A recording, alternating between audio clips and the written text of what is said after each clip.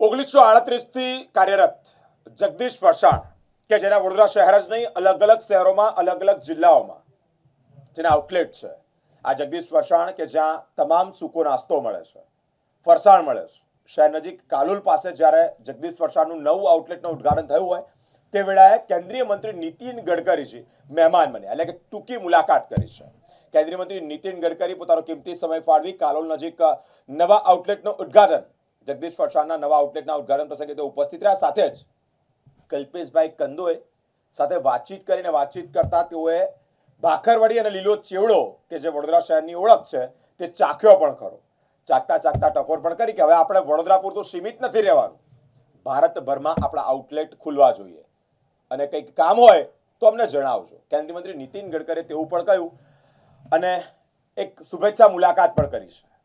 સાથે જ કલ્પેશભાઈ કંદોએ કે જેઓ જગદીશ ફરસાણના માલિક છે તેઓએ આ પ્રસંગે મીડિયા સમક્ષ પોતાની માહિતી પણ આપી છે. વડોદરાની એક કે એક ફેમસ આઇટમ એમને ચાખી, ખાસ કરીને લીલો ચેવડો ભાખરવડી માટે એમનું કહેવું હતું કે લીલો ચેવડો ભાખરવડી લાવો ને ચખાડો. તો વડોદરાની દરેક વસ્તુ, વડોદરાની ઓળખ જે અમારી 1938થી વડોદરામાં કાર્યરત છે એ જગદીશ ફરસાણની દરેક આઇટમ સાહેબે ચાખી, ખૂબ વખાણી ને એમનું કહેવું એ હતું કે ભાઈ હવા આઉટલેટો તમે પૂરા ભારતભરમાં ખોલતા રહો ને એના માટે જે કંઈ સપોર્ટ જોઈએ અમને કહેજો.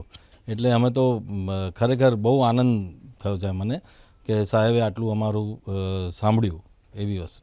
શુભેચ્છામાં એવું એમણે કીધું કે ભાઈ તમને કશે બી અટકો તો અમને યાદ કરજો, તમે આવું સારા આઉટલેટ, આવી સારી વસ્તુ અમે બી ઈચ્છીએ છીએ કે દરેક જગ્યાએ આવે, અમારા દરેક હાઈવે પર આવે એવું અમે ઈચ્છીએ છીએ. તો એના માટે એમને ખાસ કીધું કે તમારું હાઇજિનિક, તમારું સ્ટોર, તમારી પ્રોડક્ટ બધું જ સરસ છે. એટલે એ રીતે એમને મને શુભેચ્છા આપી.